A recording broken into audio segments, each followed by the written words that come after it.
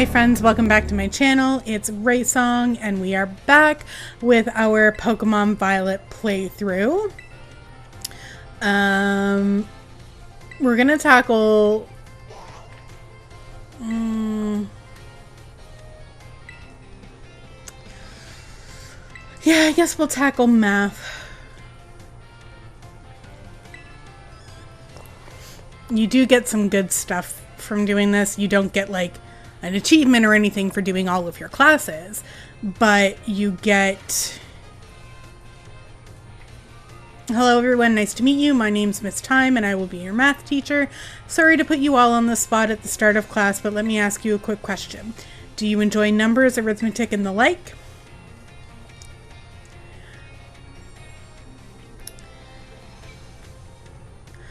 Oh my, haha, thank you for your honest responses. Some of you may like numbers, some of you may not. I think that makes a wonderful mix. But no matter your opinion on math, I hope you find yourselves enjoying our lessons together. I'll do my best to find a good way to match up your interests with all types of math lessons. Speaking of which, are you all caught up on your studies of Pokemon type matchups? For example, grass is strong against water, and water is strong against fire, correct? Raysong, you seem to be good with Pokemon, so let me ask you this. Bearing in mind that water is strong against fire, if the move Water Gun hits a fire-type Pokemon, what becomes of the move's damage? It's doubled. That's right. I knew I could count on you for this question, Raysong. Using moves of a type that your opponent is weak to is a super effective tactic. It multiplies the damage of these moves by 2. On the other hand, using moves of a type that your opponent is resistant to isn't very effective. It divides the damage of your moves by 2. Haha, I don't mean to encroach on Miss Dundra's battle studies territory, of course, but I thought it best to use a lively topic as an example. That can make math fun even for those of you who don't like the subject much, don't you think? Oh my, is that the bell? I suppose it's all for now. What a shame. I look forward to seeing you all in the next class. I hope you're looking forward to it too. So the classes are a great way to get, you get candies from them, you get Terra Shards from getting to know the teachers, 2 of the teachers, and also you learn how to play the game better. If you don't know some of these things, it is a great way to learn them. So we're just gonna tackle math class and get the finals and whatnot. So I'm just gonna kind of zip through them. I'm gonna read them fast, and you can always play the game if you want to know any more. Hello everyone, let's have a fun class today. Tell me, do you all enjoy shopping? Buying tasty bread or choosing new clothes, even just window shopping, is so much fun. In today's class, I'd like to use shopping, one of my own favorite hobbies, mind you, to teach you all about math. I'm sure everyone here has visited a Pokemart at least once. They sell all sorts of Pokemon items. Pokeballs are one of the many useful items you can find there. They cost 200 Poke stuff each. Now then, I'd like you all to do some thinking with me here. If one Pokeball is 200 and you had 2,000 and bought as many Pokeballs as you could afford, how many Pokeballs would you receive? 11. That's correct. Well done, Raysong. With $2,000, you can afford to purchase a maximum of 10 Pokeballs. However, if you purchase 10 or more of any one type of Pokeball, you will also receive one Premier Ball, a special white ball, as a bonus. So the correct answer is in fact 11. It sure is nice to get a little bonus like that on a shopping trip, isn't it? Oh my, is that the bell? I suppose that's all for now. What a shame. I look forward to seeing you in the next class. I hope you're looking forward to it too. So we're like already almost halfway. There's 3 classes, midterm, 3 classes, final. So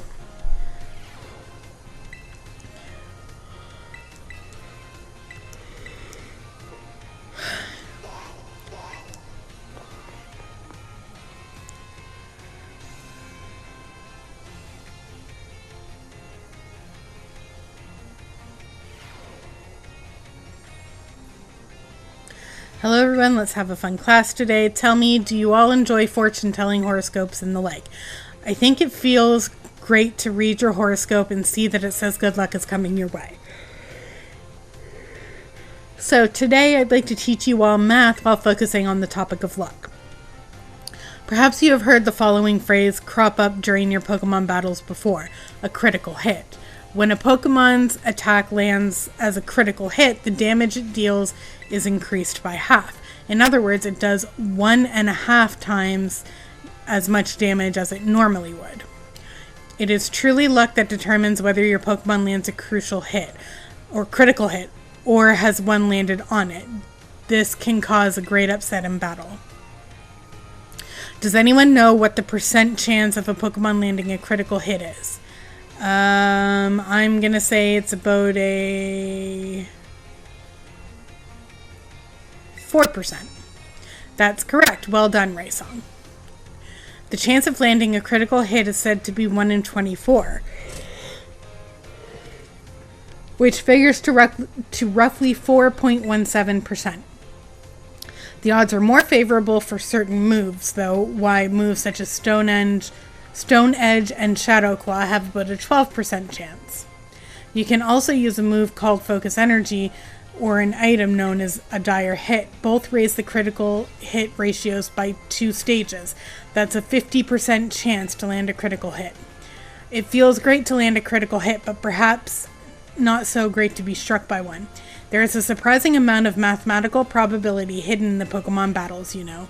If you're able to do the calculations, that'll swing luck in your favor. It may open the door for more strategic choices for you during battles. Oh my, is that the bell? I suppose that's all for now. What a shame. Next class will be our fun midterm exam. I hope you'll all be looking forward to it.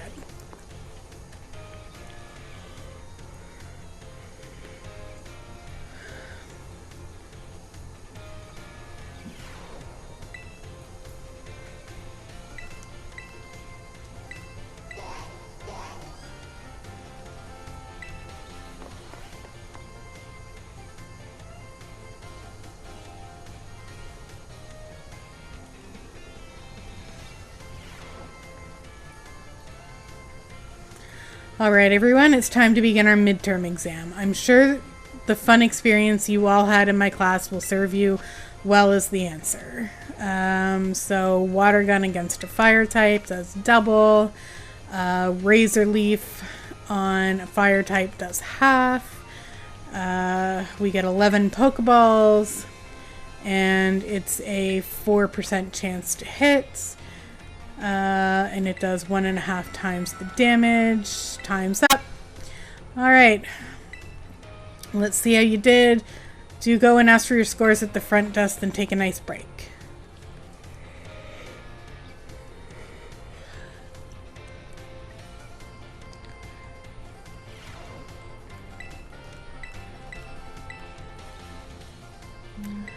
Five out of 5 correctly. That's awesome.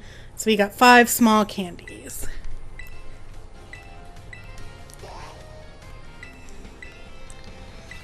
Just going to finish off the math class.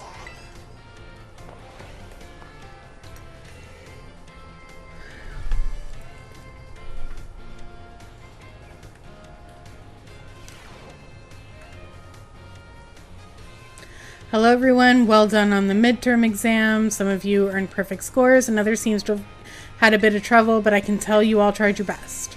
I am quite pleased to say that every last one of you passed.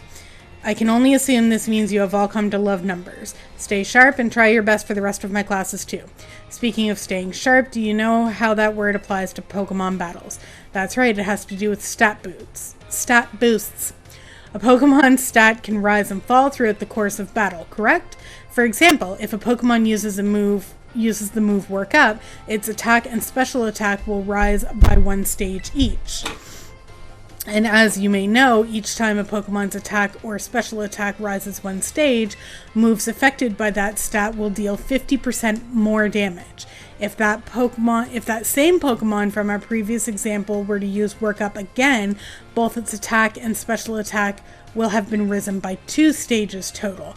This results in a 100% increase to damage dealt, making its moves twice as strong. Sword Dance, on the other hand, boosts attack by 2 stages at once, allowing the Pokemon to deal double damage after just one use. Using Sword Dance twice would boost the Pokemon's attack stat by 4 stages. How much more damage then would this Pokemon deal? Quadruple damage. Ah yes, this question is a tricky one, isn't it?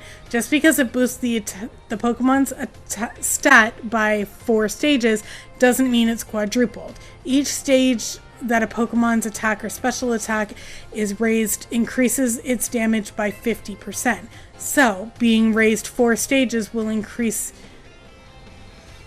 in a 4 times 50% or 200% increase. The base damage of a move is 100%, so adding 200% to that gives us 300%. In other words, the next move a Pokemon uses will deal triple damage. Type matchups, critical hit damage, and other factors all play into these calculations as well, so even a small boost must be taken seriously. By the way, if a stat simply rose, that means it has gone up by 1 stage. If it rose sharply, that's 2 stages. And if it rose drastically, that's 3 stages. Just so you know, the X attack and X special attack items, which can only be used in battle, can be used to sharply boost those respective stats. Oh my, is that the bell? I suppose it is for now. What a shame.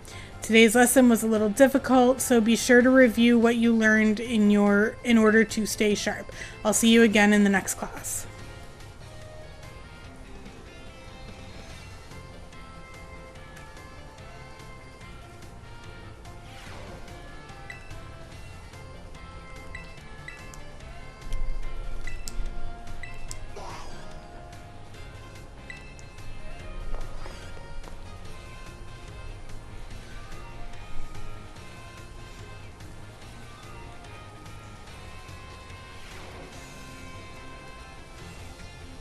Hello everyone, let's have a fun class today. Did you make sure to review last class's material in order to stay sharp? I know it was a little difficult with all the talk of multiplication and percentages and the like, but today we'll be talking about percentages again to learn about probability.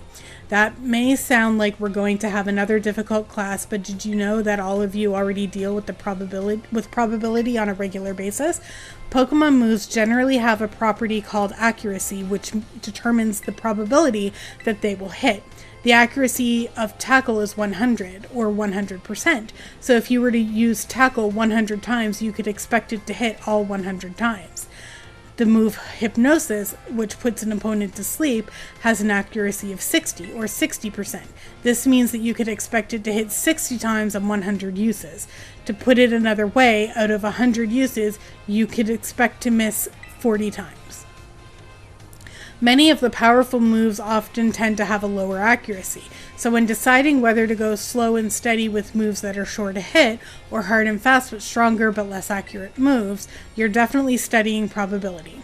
Let me see here. Perhaps Surf and Hydro Pump would be good examples for this discussion. Surf has a power of 90. Its accuracy is 100, meaning you can expect it to hit every time. Hydro Pump's accuracy is only 80, but when it hits, its power is 110. So between Surf and Hydro Pump, which move would you want to use yourselves? Honestly, I would use Surf, but we're going to say depend on situation. Oh my, I see you're always considering various possibilities, Raysong. I may have made it sound like there was a correct answer here, but there's not. You're free to use any moves you wish. Factors like PP or number of targets hit may make some moves more suited to certain situations. However, trading accuracy for power or vice versa is purely a matter of preference. The Surf versus Hydro Pump debate has been ongoing for quite some time. Personally, I'm more invested in debating the rock type moves Rock Slide and Stone Edge. Let me tell you, I could really get worked up talking about these moves, but oh my, there's the bell. What a shame. Next class will be the last of our time together, so show up 100% ready to go.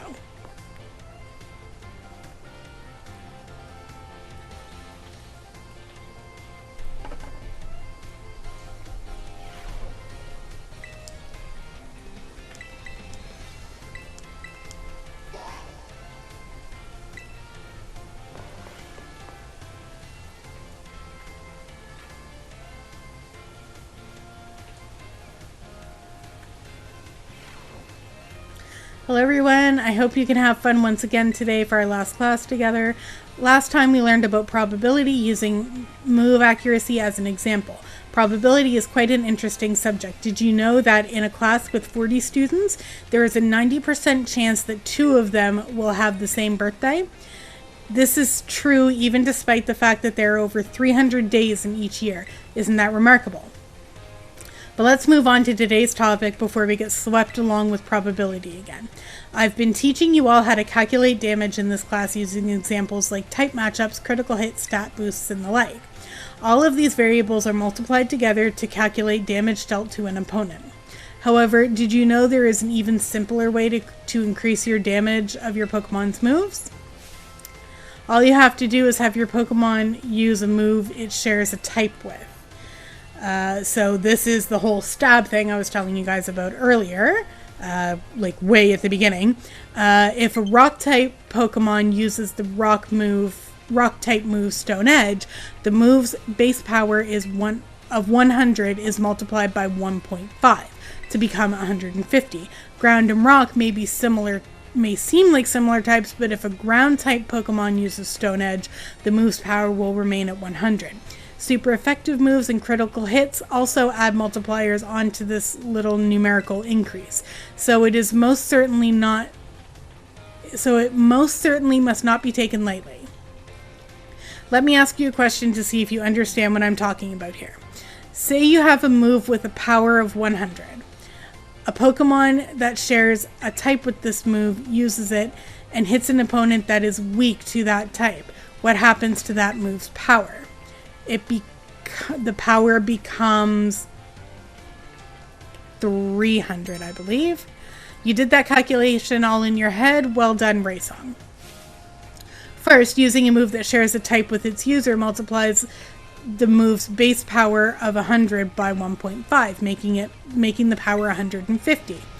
The fact that the Pokemon is weak to the move's type then doubles that power from 150 to 300.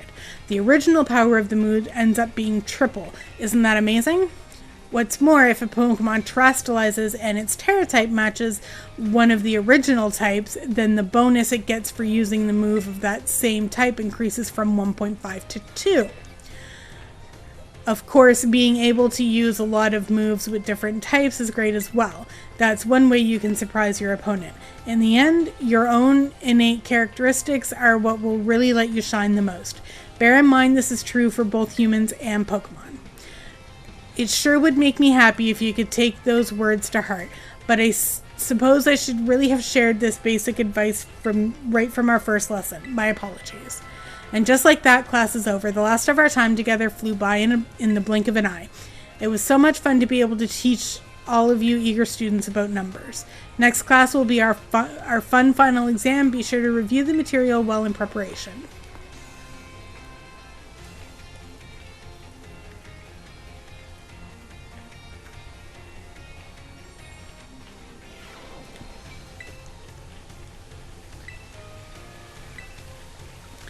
So we're going to do the math final.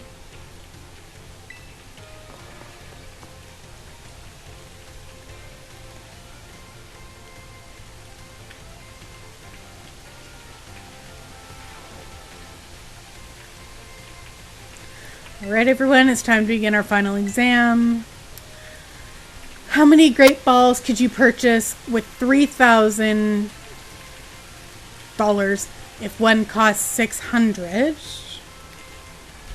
So, just trying to do some math in my head here.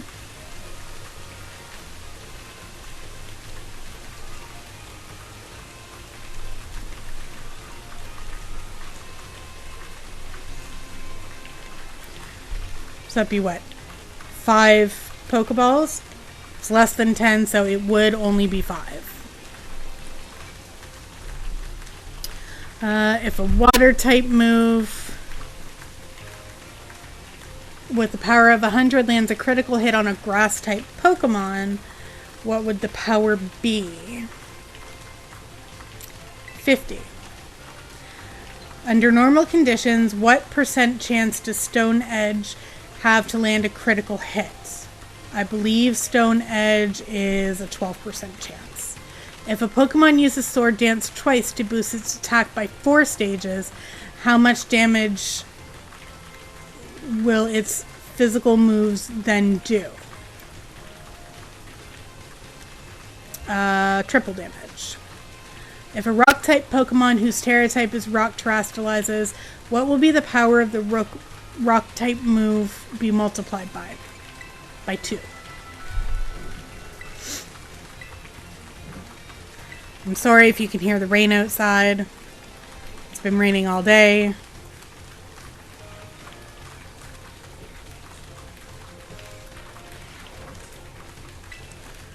Alright, what did we get? 4 out of 5. It's passing score, that's fine. So we got 5 medium candies.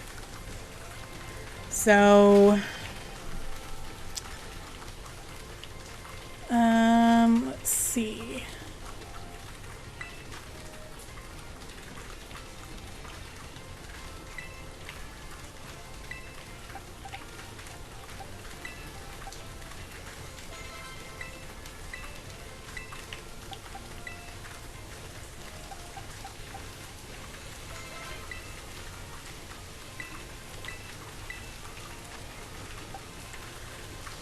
Uh, 90, 60, 75, 130, 55.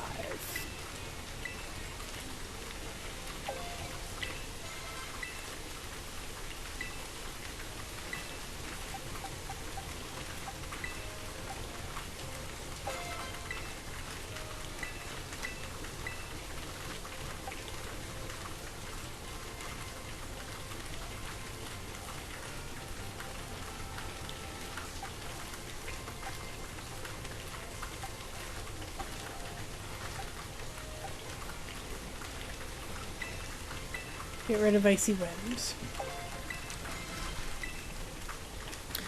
Alright, so at least now everybody is over level 50. Let's see.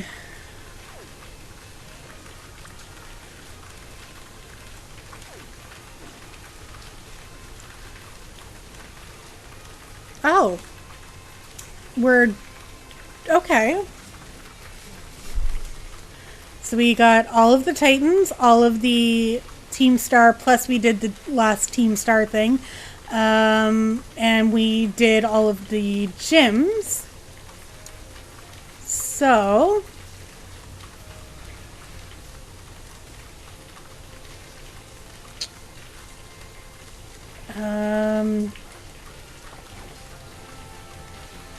alright, so yeah, we really don't have much else to do. So I'm going to continue with classes in order to keep it so that it's not just like one math class per episode. I'm just going to run through the classes now. I'm going to do 2 classes per episode, so the episodes will be a little bit longer. But we're just going to run through 2 classes per episode. And then once we're done that, we'll start on Victory Road. Once we're done Victory Road, we will do the Arvin stuff and then get on to some endgame stuff. I see we have new students with us here today.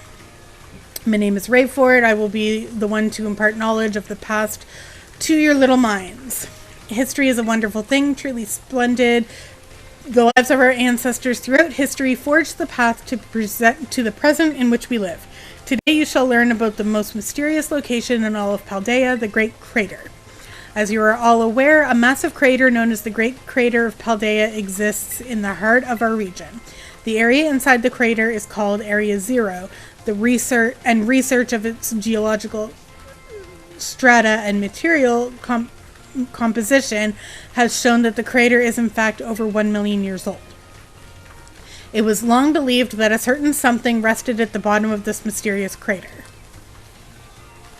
Perfect timing to make eye contact, young Raysong. Answer me this. What exactly was believed to rest in the depths of the Great Crater inside Area 0? Treasure. That is correct. You're surprisingly clever, aren't you? I see you did your homework prior to coming to my class. That's right. Some believe that a treasure more valuable than anything else in the world rested in the depths of the Great Crater. So much for dreams of treasure hunting, though, as a lab has been built in those very same depths. Oh, and I forgot, you would all do well to remember that the Great Crater and Area Zero are both off limits to all but those who have official business there. Do not dare entertain the foolish notion of gallivanting off to Area Zero in search of riches. It is no place for children dreaming of treasure and adventure.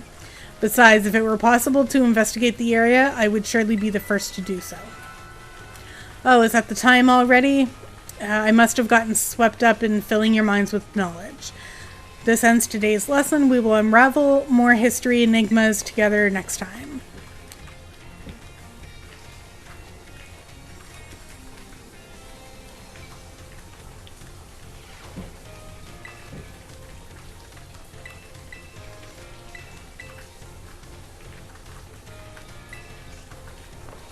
And if you're wondering the reason why I'm doing all of the math classes or all of the history classes and not mixing them up, is because it's just easier to remember everything that's going to be on the test when you're doing it all at once.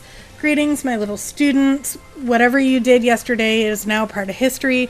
Today we will continue to unravel the marvels that history has presented to us. About 2,000 years ago, this region came under the rule of the Paldean Empire. Historical accounts describe the Paldean emperor as being quite the dictator. The emperor also zealously believed the legend of the treasure that rests deep within Area Zero. I must mention that the civilizations of our ancestors were not as developed as ours is today. People back then were far more likely to believe in mysterious legends, magic, and beings beyond human comprehension. In an attempt to gain the power to stand against Paldea's neighboring countries, the emperor sent people in droves to join the hunt for the fabled treasure of Area Zero. Perfect timing to make eye contact. Approximately how many years ago was it that the Paldean Empire began to rule this region? 2,000 years ago. You're a surprisingly clever one, aren't you? I see you were listening intently to my lecture. The answer is 2,000 years ago. That is when the great era of exploration began. However, it is said that not a single adventurer sent out by the emperor ever reached the depths of Area Zero. Was it the punishing journey itself that barred their way, or perhaps some unknown creature? The resounding failure of this great era of exploration almost certainly heightened the air of mystery surrounding the crater. Oh, what I wouldn't give to explore Area Zero in its untouched state at that time. I suppose I can only hope for the swift invention of a time machine. Oh, is it that time already? I must have gotten swept up in filling your minds with knowledge. This ends today's lesson. We'll unravel more next time.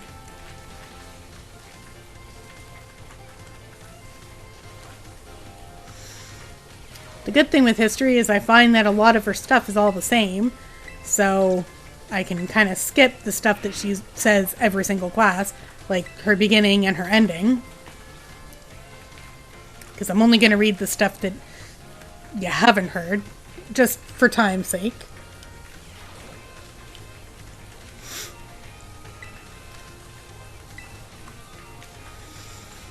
As you should remember, our last class, Area Zero's great era of exploration, began about 2,000 years ago.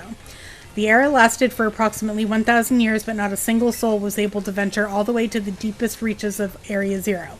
Having poured much of its human and financial resources into the exploration of Area Zero for so long, the Paldean Empire fell into decline. 200 years later, or 800 years ago, the empire and its surrounding nations united into one entity. This was the formation of Paldea as we know it today. Yes, this very academy where you're now filling your young minds with knowledge was also apparently established at that time. In fact, the school building, almost certainly having undergone repairs, though certainly having undergone repairs through the years, is just as it was when it was built so long ago. This very structure is a piece of history. Things of old are truly splendid. but I would certainly prefer it not to have the Pokeball portion, though. A relatively new addition. Tell me, approximately how many years ago was this academy of ours established? 800 years ago. I hate nothing more than when a student only pretends to listen. This academy was constructed exactly 805 years ago, to be precise. In other words, your academy here is 805 years old. At the time, it offered state-of-the-art facilities and a uniquely innovative curriculum. As such, people used to say, those seeking knowledge need look no further than the grapes of Paldea. That's right, they were referring to Yuva Academy. It is said that this proverb of sorts was even used outside of the Paldea region. Alright. On to the midterm.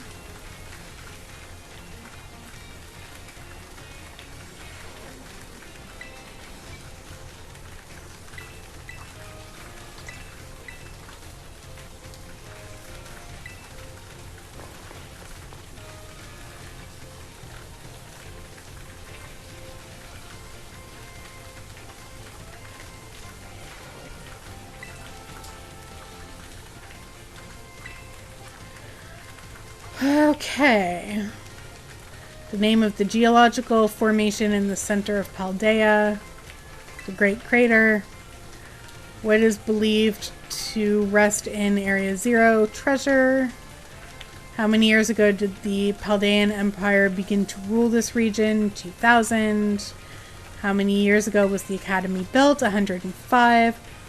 Those seeking knowledge need look no further than the grapes of Paldea.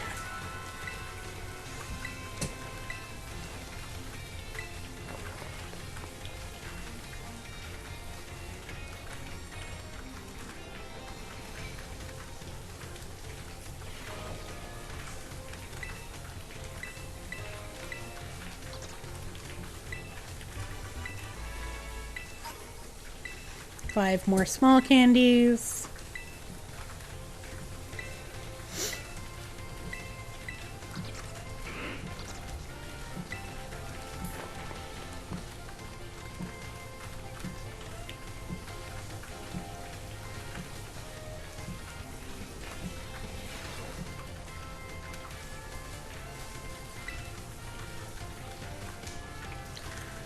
I was hoping to continue unraveling the marvels that history has presented to us today. However, I imagine your ability to concentrate has been spectacularly derailed by my midterm. I suppose changing things up for fun and variety may be a good idea every now and then. So allow me to tell you an old fairy tale that has been passed down in Paldea for generations. Once upon a time there was a king who very much enjoyed collecting treasure. He was particularly fond of treasure from other countries. One day, a merchant from the east heard rumors of this king and came to meet him. The merchant laid out 4 treasures in front of the treasure-loving king. The treasures were as follows: a vessel, a sword, a set of tablets, and a set of beads. Such rarities before him, the king leaped for joy. He showered the merchant with gold coins and claimed all 4 treasures for himself.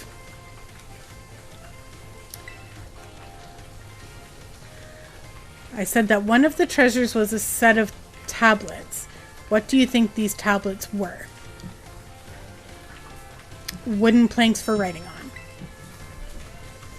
These particular tablets were wooden and used as a writing medium in the East in ancient times. As you may know, they fell out of popular use as paper became more universally available. For the king to consider these paper substitute treasures, they must have been of superb quality. That, or perhaps they had some amazingly profound teachings written on them. So the king obtained these 4 treasures, and on that very night, it is said that a terrible disaster rained down upon his castle, reducing it to rubble by dawn. Oh, is it that time already?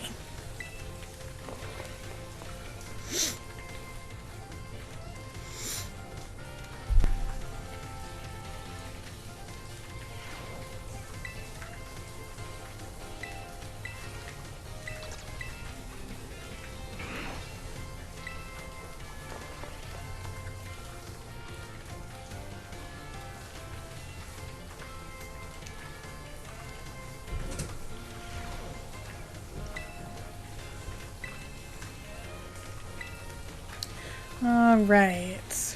The mysterious crater captured the imaginations of many, including the former Paldean emperor. 200 years ago, a group of explorers claimed to have finally reached its depths. The name of the team has achieved this great feat was the Area Zero expedition. The team is said to have been made up of Paldea's best and brightest. Skilled battlers, brilliant researchers, talented individuals of all kinds. Among the list of team members was the name of a man who was an author and brilliant natural historian, Heath. After returning from the expedition to Area Zero, he used his literary talent to record the events of the expedition and publish them. What was the name of the team that first made it to the great reaches of the Great Crater? Was the Area Zero expedition. To pick up on and remember a turn, I simply slipped into the flow of the lecture. You were really quite a clever one. The correct name for this team was the Area Zero expedition. The record of their activities written by the expedition member Heath can be found in bookstores and the like even today. The record is now known as the Violet Book. At the time, the entire region of Paldea was absolutely buzzing about Area Zero. The Violet Book was so popular that practically everyone had a copy. However, the book itself was full of fantastical descriptions and illustrations of things that could never be thought of as real. The masses began to call Heath a liar. Even the truth of the expedition making it to the bottom of the crater was called into question. The Violet Book was condemned to the shelves of used bookstores as just another book of wild paranormal stories. There's a copy on one of the bookshelves on the ground floor of the entrance hall. Feel free to have a read if interested.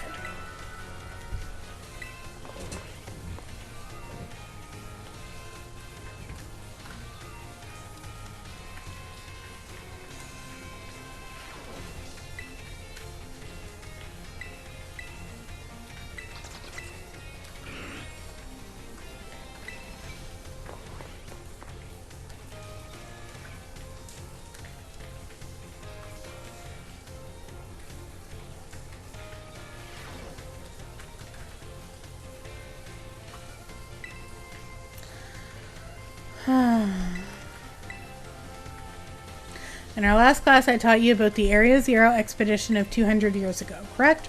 Alas, 200 years is not long ago, not that long at all. How unfortunate that our history lessons must march so inexorably toward the future. Would it not be more of an adventure to march toward the past instead? To start from our present and study history in reverse? I think it would. So you agree with me, do you, Raysong? However, I'm afraid I risk incurring the wrath of our dear director if I stray from the curriculum. So I suppose I have no choice but to let the flow of time carry us toward the future. In this last class of ours, I shall fill your mind with the history of the terrestrial phenomenon. The technology behind Terra orbs has its origin in Area Zero. Even after Area Zero expedition supposedly reached the crater's deepest depths, others continued to explore that area. Around 140 years ago, Pokemon cloaked in a mysterious light were discovered there. As you may have guessed already, these were in fact terrestrialized Pokemon. However, when those who discovered these Pokemon brought them out of Area Zero, the light faded and the terrestrial phenomenon remained a mystery for quite some time. However, 10 years ago, that might as well be present day, a certain someone you have definitely heard of unraveled this mystery. What is the name of the famous professor who unraveled the terrestrial phenomenon mystery? Professor Turo. Correct. To think that you, a new transfer to Academy, could correctly answer this question, you must be very diligent in your studies. Approximately 10 years ago, a professor named Turo unraveled the mystery of the terrestrial phenomenon. He discovered that the shining crystals down in Area Zero, or rather the energy they emit, is what causes the Pokemon to terrestrialize. This led the professor to invent the Terra Orb technology and to develop a practical use for it. The technology was then shared with both the Pokemon League and our Academy. Rumor has it that Director Clavel was one of the researchers on the professor's team. Alas, the story is much less exciting now that someone we all know appears in it. Modern history truly is dull, isn't it? Alright, so now we just have to do the final exam.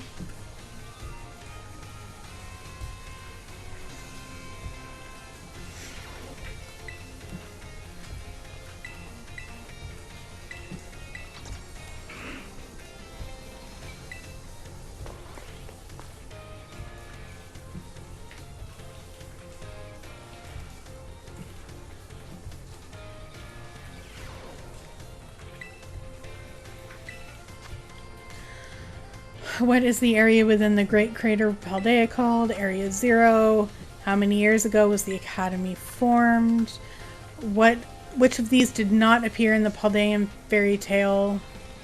A folding fan. Which Area 0 expedition member wrote about the team's activities? Heath. How many years ago did Professor Turo invent the Terra Orbs? 10 years ago.